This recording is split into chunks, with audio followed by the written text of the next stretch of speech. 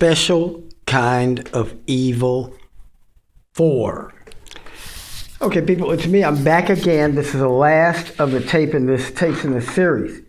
Now, I'm going to say something. Even when I was at the A.W. Brown Fellowship Charter School for 2005-2006, this is how ridiculous the harassment became. My father died the first week of the school year. The person whose students had told me that she led them in cheating became a vice principal. That's Synethia Belton. She scheduled 13 special education pull-out students in my homeroom, but only one of these students in each of the other four fourth grade teachers' classes.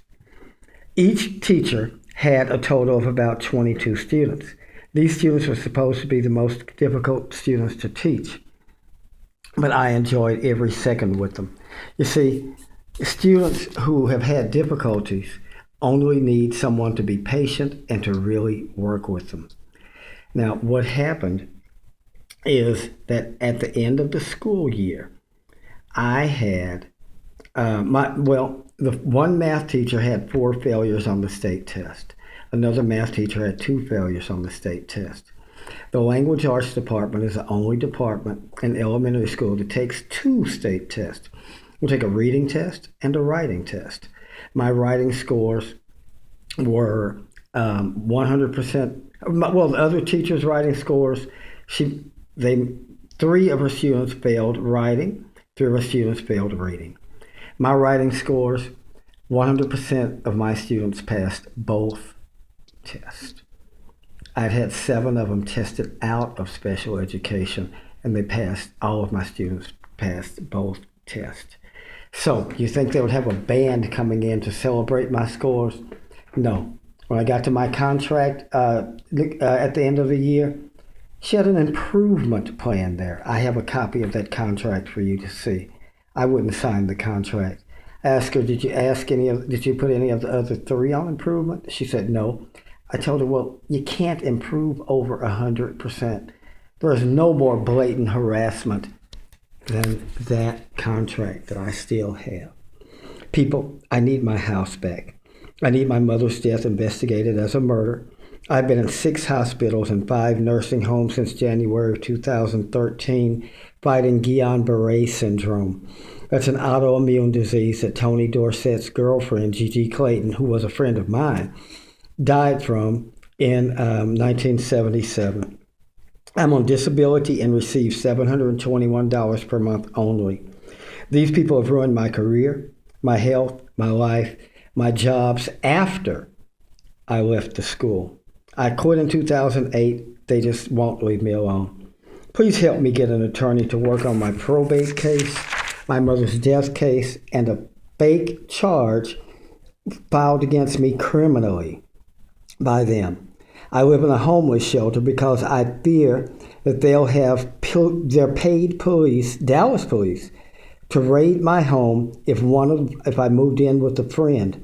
I can't have that happen to a friend. They've had them raid my home looking for something. They found nothing. They were supposed to be looking for weapons that I was coming to kill the students and teachers with at that school. That's the most ridiculous thing in my life.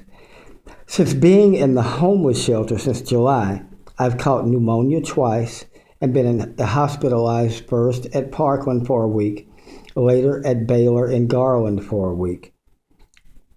I've been treated for scabies. Yes, scabies. Twice. People, the place is killing me. These people will do anything to anybody at any time, and they always leave victims. My mother, victim. The students, victim. Taxpayers, victim. Me, victim.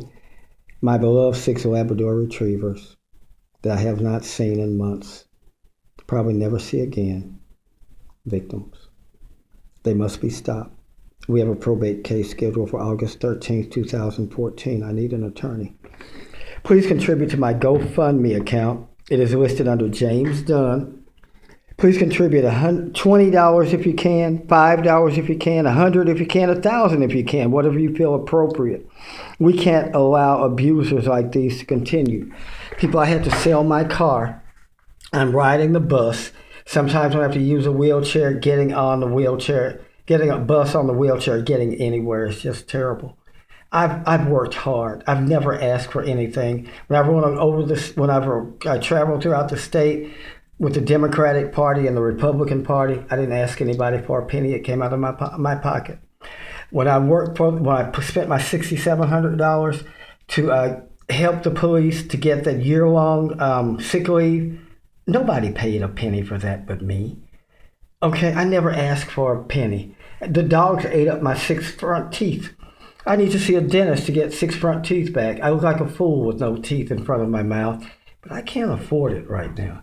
If you can help me, I'd love for you to help me.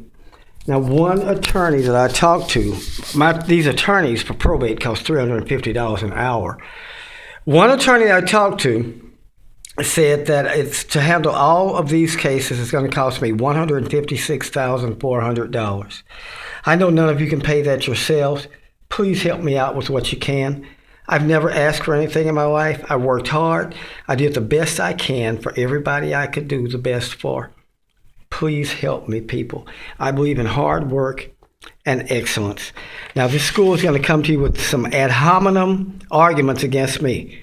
They're going to think of any little personality, anything that they can find against me, but they can't refute one word I've said about them. So they can't bring a principled argument against anything I've said. So they'll bring an ad hominem argument against me. I mean, you attack a person because he's skinny, because he's black, because he has no money, because he has no teeth. Now, I want you to call Chris Kroc radio station at 214-288-9227 also. Tell Chris Kroc about this because I'd love to appear on his show. People, the new school year begins August the 11th at that school. This school is now ranked on the Children at Risk website, childrenatrisk.org. School is ranked 897 out of 1,047 schools. It fell from the top 20 to the bottom 15%, one of the worst, after a guy in Attorney General Greg Abbott's office said that these people cannot keep cheating black kids out of an education. You'd be surprised at the Democrats who have protected these people. Now, I've worked for the Democratic Party. I'll be darned if I ever do that again. 2 weeks from now, I'm going to put another videotape on YouTube. This one will name names of certain elected officials who knew about this fraud but did nothing to stop it. They're all Democrats. I'm going to name names. You may never vote Democrat again after I tell you this. What they did for money and votes is far, far worse than what John Wiley Price is accused of. Follow me on Twitter every Friday and Saturday. Call me at 214-900-5833. And make sure you call KLIF's Chris Kroc about this video, about the series of videotapes that I've put up. Do it now. Chris Kroc's number is 800-288-9227. This is James Dunn, and for right now, people, that's all I have for you.